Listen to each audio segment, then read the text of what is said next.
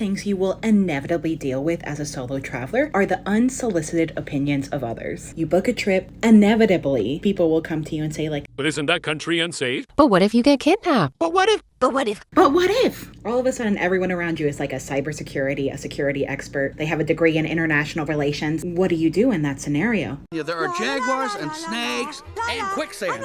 Well, I posed this exact same question to the Fridays family over on Instagram, which, by the way, if you're not following me on Instagram, what are you doing? Are you not embarrassed? Go and fix that immediately. But anyway, this comes with some nuance, right? I got a couple of DMs that were like, well, it depends on the person, right? If it's just like an acquaintance, a coworker, a friend I don't really care about, I'll just ignore them and walk away. However, if it is someone important in your life, then overwhelmingly people said they would prove them wrong with data. Now, that begets another question. What are legitimate data sources you can use to prove your argument that wherever you're going is more safe than your home here in the United States? Let me point you to a couple of different resources that I like to use. And you can bet your bottom dollar that these reports that I'm sharing with you are internationally recognized and way less biased than getting your data from American major news networks. Bruh. Now, transparently, this first resource I found more reliable in previous administrations, but it is a good jumping off point when starting your research. So start with the State Department and their travel advisories. And as an added bonus, you can sign up for their STEP program so you receive email updates if anything changes. Number 2. So published by the Institute of Economics and Peace, my favorite resource for assessing safety levels is actually the Global Peace Index. It measures data from 163 countries and it measures things like militarization, domestic and international conflict. But my favorite thing to do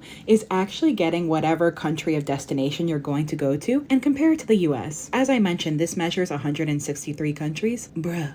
The United States is like 134 on the list, and that's not a good thing. The lower the number, the better. I think this next one goes without saying, but it is worth a reminder. Social media is not just for entertainment. It can be a tool. Check your destination on social media. Get the boots on the ground like journalism of what is actually going on in the country. Because as we know, if we live in the United States, a lot of the information that we are receiving is suppressed. So I definitely recommend using social media to your advantage. And a third resource to keep in your toolbox is Gallup's Law and Order Index. Now, I really love this report because unlike the other reports, this report focuses on perception and personal security. Like, look at the questions that they are asking in this report. Do you feel safe walking alone at night? Do you have confidence in local law enforcement? In the last 12 months, have you been mugged? So it really measures like the confidence of people in that country, which I think is invaluable data to have in your back pocket. So let me know in the comments, what resource did I miss? What resource do you use to show your family that no, you're not going to go and get kidnapped in a random country?